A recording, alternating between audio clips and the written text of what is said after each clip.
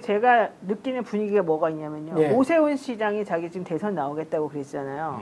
그러면서 명태균 씨 게이트로부터 자유롭냐 안 자유롭냐 검찰이 이 사람에 대해서 면죄부를 줄 것이냐 안 줄 것이냐가 요즘 계속 문제가 되고 그렇죠. 있거든요. 예. 그 와중에 오세훈 시장이 비난받는 내용 중에 하나가 그때 뭐 청담, 삼성 이런 데를 토지거래 허가구역에서 갑자기 해제를 해줬잖아요. 그래가지고 갑자기 부동산 가격이 이제 막 오른다고 그랬잖아요. 네. 그리고 나니까 오늘 속보가 또 나왔어요. 강남 3구와 용산 전체 아파트에 대해서 토지거래 허가구역을 지정하겠다. 욕 나올 뻔했어. 다시. 예, 서울, 그러니까 강남, 서초, 송파, 용산구 전체 아파트가 토지거래 허가구역으로 다시 지정이 된다. 지난달 13일 서울시가 잠실, 삼성, 대치, 청담 일대를 토지 허가제에서 해제한 지 34일 만이다. 단기간 급증한 서울 집값에 대해서 책임진다는 뭐 의미인 것 같다. 이랬는데 이게 웃기는 게 34일 동안 자기네 거 이제 팔 거 팔고 그렇지. 탈출할 사람 탈출을 시켜주고 지금 이렇게 하는 건지 의심스러운 상황이 그러네. 돼버리고 오히려 이런 걸 통해서 보면 아 윤석열 파면이구나. 왜냐하면 파면한다고 나와야지 대선이 되잖아요. 그렇지. 그러니까 오세훈이가 이런 식으로 발빠르게 움직이는구나. 이런 생각도 안 할 수가 없어요. 발빠르게 움직이실 게 아니죠. 사고 쳐놓고 난 진짜 다음에 황당하지 않아요, 이 사람? 한 달 만에 그 뒷수습 못하는 상황이니까 서둘러서 지금 뒷수습하는 거잖아요. 왜냐하면 황당해요. 이게 뭐 이게 하는 지금 일이야. 보수지들에서도 요새도 이제 보수지들은 좀 가려야 되니까 중앙일보랄지 이런데 이제 조선일보를 빼놓고 조선일보는 제가 보지를 않아서 뭐라고 했는지 모르겠는데 중앙일보 같은 곳에서도 아주 심하게 깠어요. 동아일보도 그래요. 네. 네. 오세훈에 관해서. 오세훈에 대해서. 이게 지금 무슨 짓거리냐. 맞아요. 왜 거래 허가제를 거기를 폐지를 해가지고 이 난리를 만드냐. 이유도 없이. 아니 이미 이미 집값이 이렇게 올라가는데 그렇지. 허가구역을 해제를 해버리면 그냥 더 확 올라가 그렇지. 버리잖아요. 네. 그거 묶어두려고 또 왜 토지거래 허가구역을 묶어놨어? 집값이 너무 뜨니까. 강남이 뜨면 다른 데도 따라 뜨니까 그걸 그렇지. 토지거래 허가구역으로 묶어놓고 어디서 돈을 뭐 조달했는지부터 시작해가지고 전부 확인하고 난 다음에 허가해주겠다고 하는 취지란 말이에요. 굉장히 강력한 규제란 말이에요. 그거를 우리가 아니 의심 안 할 수가 없지. 대선 출마하려고 펴오겠다고 풀어주겠다고 한 달 전에 얘기하려고 해놓고 난 다음에 막 갭 투자 막 늘어나고 난리가 났잖아요. 네. 그 짧은 시간에. 그 짧은 기간 동안에. 그러고 나니까 이른바 보수지들도 비판을 하니까 잘못은 없지만 그렇게 그렇게 얘기를 하니 다시 재지정하겠습니다. 그리고 슬며시 지금 아니 이렇게 해버리는데 그러니까 전체적인 뭐 하는 이 정책에 일이야. 대한 개념도 없고 생각도 없고 오로지 대선만. 오로지 표만 가지고 지금 생각한다는 것밖에 안 되잖아요. 이런 사람은 어떻게 야 진짜. 근데 그게 오히려 아마도 탄핵 인용이 될 것이다라는 시그널 아닌가. 그러니까, 그렇게 지금 보시는 거죠. 제가 지금 그렇게 보는 거죠. 왜냐하면 조기 대선을 해야 되니까 이 그 사람은 안에 해야 또 되니까. 메이크업을 해야 되는데 잃어버린 표를 메이크업을 해야 되는데 이러면 이 길이 아닌가 봐요. 이 산이 아닌가 봐요. 이 산으로 저는 갑니다라고 하면서 60일 이내 곧 있으면 대선 되니까 나는 방향 바꿨습니다. 자기들도 뭐 이런 거. 어쨌든 대선 치러진다는 건 이미 다 알고 있는 거고요. 그리고 대선 출마하려고 하는데 이게 아마 계속 내버려 두면은 집값이 계속 올라갈 거란 말이에요. 그럼 계속 공격당할 거 아니에요? 명태균 그렇지. 게이트도 힘들어 죽겠는데 집값 다 띄워놨다고 얼마나 비난받겠어요. 그러니까 참모들이 얘기했겠지. 그걸 몰랐단 말이야. 근데 하기 그래- 전에. 그치. 그러니까 그것도 웃기는 건데 참모들이 얘기했겠지. 빨리 수습하거나 빨리 이거 다시 재지정해야 됩니다. 이거 안 하면 대선 가가지고 경선도 못 붙습니다. 이렇게 얘기했겠죠. 이게 지금 기각이나 진짜 뭐 각하가 나오면 그 정말 생각하기도 끔찍한데 가능성은 저는 0.1%라고 보는데 예? 저는 99.9% 거의 100%는 이 확실하게 탄핵은 인용된다 이렇게 생각을 하고 있습니다만은 0.001%라도 기각이 나오면 이거는 우리나라 어떻게 되는 거예요? 우리나라 이제 전쟁이에요, 진짜. 사람들이 그렇게 되면 내전입니다 이러더라고요. 네. 내란 세력은 저쪽에 있으니까 이쪽 세력들은 내전입니다 이러는데 이렇게 되면 대한민국 누가 수긍할 수 있겠어요. 그러면서 그렇지. 자꾸 뭐 이재명 대표가 이 승복 선언을 해야 된다는 말 같지 않은 소리를 막 계속 하면서 자기네들이 잘못한 거를 본말 전도하고 있는 중이잖아요. 사실 이런 얘기 나오는 것 자체가 대한민국 국민을 얼마나 허술하게 보고 우습게 보면 이럴까 이런 생각이 좀 들어서 자괴감마저 드는데 만약에 지금 최경영 앵커 말한 것처럼 정말 만약에 만에 하나 그런 일이 벌어지게 되면 대한민국 가만히 있지 않을 것 같습니다. 이건 엄청난 저항운동, 대대적인 저항운동이 일어날 수밖에 없고 그게 시민혁명으로 간다고 저기 써있네요. 예. KHW03님. 이거는 굉장히 우려되는 사안이에요. 그런데 이제 글 쓰시는 분들이나 뭐 이런 분들은 자꾸 이제 공존을 이야기를 하시는데 그 말이 맞죠. 내전의 반대말은 공존이 맞죠. 공존이 맞아. 공존이 맞는데 근데 이 상황에서 그러니까 가령 지금 히틀러 같은 경우도 이제 폴란드 침공하고 그랬었을 때 유럽이 폴란드가 끝이야. 무슨 프랑스나 영국을 치겠어. 했는데. 했었잖아요. 그렇죠. 그러면서 이제 폴란드로 그냥 대충 떼우려고 했었거든. 39년에. 그러다가 프랑스 함락돼서 BC 정부 들어서고 영국까지 폭격하면서 그냥 유럽 전체가 전쟁 불바다가 났거든. 근데 이 인간은 이제 북한군의 어떤 도발인 척 해가지고 사람을 죽이려고 한 흔적이 곳곳에서 나타나고. 너무 무서워요, 진짜. 근데 이 인간을 다시 대통령으로 앉히고 김건희의 모든 범죄 지금 혐의를 다 덮어버리고 그리고 계속 검찰이 보호하는 이 정권으로 가라? 3년 동안 개 돼지들아 밥이나 처먹고 있어라? 그리고 일부 시민들은 감방에 들어갈 수도 있으니 각오해라? 아니면 조그마한 종이관, 종이로 만든 관이더만요, 그게. 처음 용연백 들어봤어요, 종이관. 저도. 예. 이번에 처음 알았어요. 종이로 만든 관. 그 3,000개를 그러니까 이제 많은 숫자의 시신을 한꺼번에 처리를 해야 해야 되니까 되니까. 이게 돈 많이 들잖아요. 나무관이나 이런 걸로 하게 되면. 그리고 이제 전쟁통에 사실 그런 걸 준비할 수는 없으니까 그렇지. 간편하게 예. 전쟁용으로 예. 그러니까 내란 같은 거 일어났을 때 일어날 수 있는 불상사로 이게 필요했던 건 아니냐 이런 생각이 들죠. 종이관 1,000개, 영현백 3,000개 작년 8월에 그렇습니다. 군이 2군단에서 준비했다는 거죠. 그 2군단의 위치가 그런데 하필이면 노사원 수첩에 있는 그 2군단이야. 하필이면 그 부대야. 그 부대에서 8월 달에 그거를 주문을 했어. 근데 노상원 수첩에는 거기가 수집 장소로 돼 있어. 쉽게 말해 시체 수집 장소야. 이걸 어디까지 뭐 우리가 사실관계를 좀 더 조합할 필요는 있다고는 보지만 예. 좀 군에서 아무리 전투 중이라 하더라도 이렇게 종이관을 만든다는 건 처음 들어봤어요 이번에. 무서워. 영연백을 그냥 쓰면 되잖아요. 그렇죠. 영연백이 뭐 어마어마하게 비싼 것도 아닐 거고 그렇게 하면 되는데 무슨 종이관을 따로 뭐 구매를 하려고 시도했다? 이것도 좀 이해가 도저히 나는 안 되고요. 그러니까 지상작전사령부 옛날에 우리 군 시절에 있을 때랑 좀 군 체제가 개편이 돼가지고 정확한 건 모르겠지만 원래 서울 경기도 쪽이 2군단이에요. 그리고 저쪽 강원도 쪽이 3군단이고. 그러니까 그렇게 구분돼 있으니까 지상작전사령부 이번에 이제 그 탱크 부대장 대기시켰다고 얘기를 하잖아요. 그러니까 그 지상작전사령부 탱크 부대가 사실 2군단에 소속돼 있을 거예요. 예.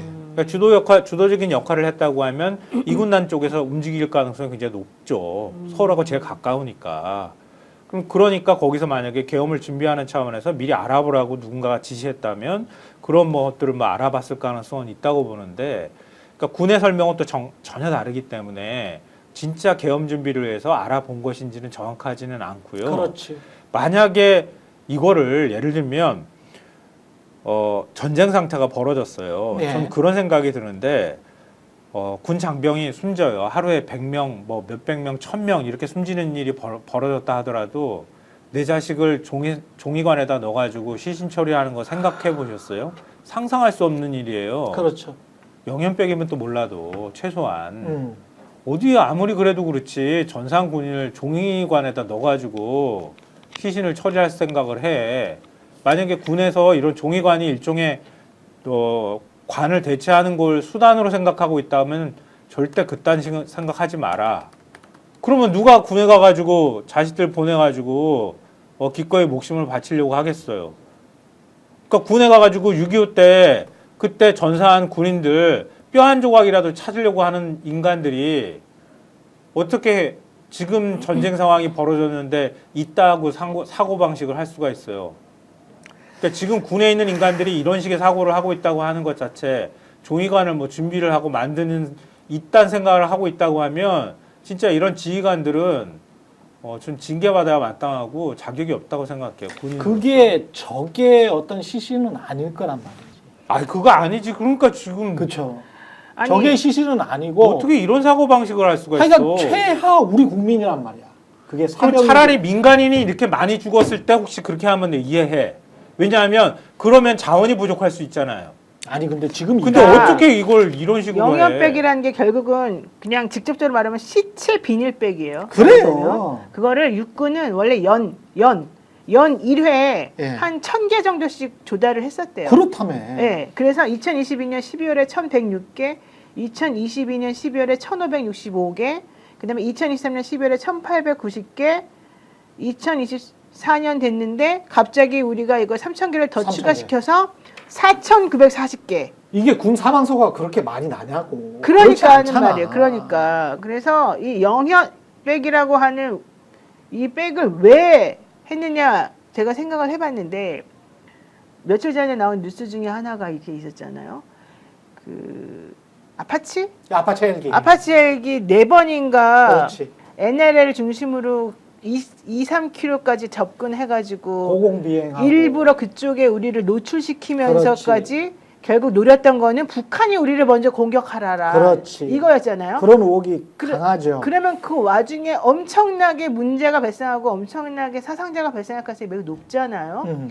2024년 12월 달에 4,940개를 보유하고 있었고 이거에 대한 주문을 8월 달에 했다는 거거든요. 나는 이런 것하고 무관하지 않은 것처럼 보인다는 게 정말 끔찍한 일이 아니냐. 지난번에 김어준 씨가 국회 나와서 얘기했을 때 북한군으로 위장하고 뭐 그렇죠. 북한군이 먼저 침탈한 것처럼 보이게 하고 뭐 이런 여러 가지 그렇죠. 얘기했었잖아요. 종합적으로 다 판단을 해봐요. 나 너무 무서워 이게. 그러니까 이게 다 어떻게 보면 악의가 맞아. 근데 김어준 씨만 그렇게 이야기를 했던 게 아니고 브래드 쇼먼 미국 연방 그 사람도 그랬죠. 하원의원도 아태 소위 위원장도 똑같은 이야기를 했거든. 똑같은 이야기를 했어요. 주한미군이 죽는 거는 한미 동맹 하에서 주한미군이 죽는 거는 우리는 영광스럽게 생각을 한다라고 하면서 동맹의 가치를 확 이야기를 하고 그 다음에 그러나 뭔가 조작돼 가지고 북한군이 죽인 게 아니고 한국 내에서 다른 종류의 사망자가 났다면 그거를 우리가 감지할 만한 정보력은 있다. 요약하면 이런 이야기를 한 거거든요. 네. 김어준 씨 이야기가 똑같아. 미국이 이번에 뭐 예. 민간국가 지정 문제와도 관련이 되는 문제라서 그렇죠. 그러니까 계엄 선포하는데 미국이 전혀 몰랐어. 주한미 대사가 펄펄 막 길길이 날뛰었다고 하잖아요. 그렇죠. 네. 그러니까 그러니까 최소한 미국이 사전에 포착하지 못했고 또 사전에 포착했다 하더라도 설마 대한민국 대통령이 지금 이 시점에서 계엄을 선포하겠어? 이런 생각하는데 계엄 선포 직전에 미국의 통보조차도 해주지 않았어. 전두환도 그렇게 안 했을 거예요 아마. 근데 이걸 이런 식으로 하니까 미국에서 뭐지? 그렇지. 대한민국 정권이라는 걸 이거 어떻게 믿어? 우리 모르게 다 할 수 있잖아. 그러네. 핵도 개발하고 다 할 수 있는 나라가 돼버렸네. 그렇지. 그러니까 신뢰할 수 없는 나라가 된 거예요. 게다가 호전적이네. 그렇지. 호전적이네. 북한이랑 전쟁까지 하려고 그러네. 이건 기가 막힌 일인 거예요. 미국 우리, 입장에서 볼 때는. 우리 몰래 전시 작전권은 한미 연합사에 있고 그 사령관은 총사령관은 미군이잖아. 그렇잖아요. 그냥 걔들 입장에서는 야 전쟁을 일으키려고 했는데 우리한테 아무런 통보도 안 하고 할 수 있는 거구나. 게다가 핵 무장까지 하려고 했구나. 이러면은 두 개가 딱 맞잖아요. 아니 그럼- 게다가 아니, 민간국까지 뭐. 그러면 합참을 뭐하러 둬? 게다가 그렇지. 합참을 둘 이유가 없잖아요. 게다가 이런 일이 벌어지는데 거의 전시에 준하는 상황이 벌어지는데 미군이 한국에 한두 명 들어와 있어? 몇만 명 들어와 있는 나라인데 그렇죠. 만약에 문제 발생하면 미군의 안전도 위험해질 수 그렇습니다. 있잖아요. 그렇습니다. 근데 사전에 말도 안 해. 그리고 난 다음에 한동훈 책에 나오지만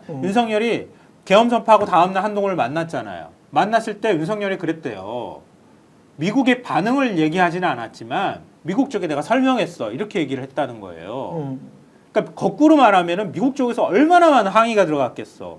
우리가 예전에 그런 얘기도 했잖아요. 그렇지. 계엄 선포하고 난 다음에 해제하기까지 시간 그리고 해제를 안 하려고 버티려고 몇 시간 또 시간 보낸 시간 이런 거 계산하면 그 사이에 계엄 선포하고 난 다음에는 다 알았을 거 아니야. 미국에서 전 세계에서만 속보가 쏟아지는 상황이었으니까 어마어마하게 압력이 들어왔을 거다. 합참이 안 움직인 것도 그것 때문이었을 수 있다. 이런 추론들을 우리가 많이 했단 말이에요. 미국 입장에서는 당연히 그럴 수밖에 없지. 그래서 미국이 상당 부분 계엄을 해제하는 데 있어서 제2, 제3의 계엄을 선포하는데 일종의 저지를 하는 역할을 했을 거라고 저는 생각해요. 분명히. 그러니까 한동훈을 만났는데 물어보지도 않았는데 미국에도 다 설명했어 이렇게 얘기를 했다잖아요. 분명히. 아유, 어쨌든 게다가 군이 시신 처리를 위해서 관을 사들인 전례는 5년간 없었고 창군 이래로 한 번도 없었을 거다 이럽니다. 그런데 관을 1000개를 사고 영연백을 3000개를 산다? 야, 도대체 이거 산 당사자한테 확인해야 돼요. 이거 왜 샀냐? 목적이 정확히 뭐였냐? 왜 갑자기 이렇게 많은 게 필요했냐? 니네가 솔직히 하려고 했던 게 뭐냐? 다 좀 뒤집어 까야 돼요. 실제 그 비화폰 서버도 사실은 원격으로 조정해가지고 막 다 막 삭제하고 그런대잖아요. 그럼 그 누가 삭제시켰냐부터 해갖고 다 확인해야 돼요. 이거 그냥 그대로 넘어가면 안 되는 부분이에요, 진짜. 그렇지. 지금 계속 증거는 인멸하고 있고. 예. 그러니까 군이라는 조직도 무서워 마찬가지고 죽겠어요, 경호처도 진짜. 그렇지만 음, 군은 특히 더 하잖아요. 철저하게 상명하복을 해야 되는 조직이잖아요. 그렇습니다. 그런 조직에서 누군가가 먼저 내가 외부로 뭔가를 얘기했다고 하면은 일종의 배신자가 될 수밖에 없어요. 그런 네. 경직된 구조 내에서는. 네. 그러니까 이런 일들이 있었다 하더라도 뭐 하다못해 드론을 띄웠던 풍선을 띄웠던 뭘 하든 외환혐의와 관련해서는 사실 나서가지고 누군가가 얘기하기 굉장히 어려운 구조예요. 그렇죠. 그러니까 지금과 같은 이런 수사 구조 또 지금과 같이 이렇게 소극적으로 수사하는 방식으로는 실체적 진실이 나오기가 매우 어렵다는 거예요. 그래서 내란 특검이 필요하다고 얘기를 하는 거고 저는 다음 정부가 들어서면 틀림없이 특검을 통해서든 뭐든 이거 다시 다 밝혀낼 거다라고 생각해요. 또 그런 믿음은 갖고 있거든요. 근데 그 사이에 증거인멸 다 하고 이미 한 고비가 다 넘어갔다고 생각하면은 아 대충 뭐 내가 말 안 하고 그냥 버텨도 그냥 끝나는 게 괜찮겠지 이렇게 생각하는 인식이 확산될 가능성이 있기 때문에 진실 규명이 훨씬 더 어렵겠죠. 네. 스픽스는 말하는 언론입니다. 대세는 유튜브, 그중에서 스픽스. 좋아요, 댓글, 구독, 알림 설정. 여러분이 저희를 사랑해 주시고 우리가 여러분을 사랑하는 4가지 방법입니다.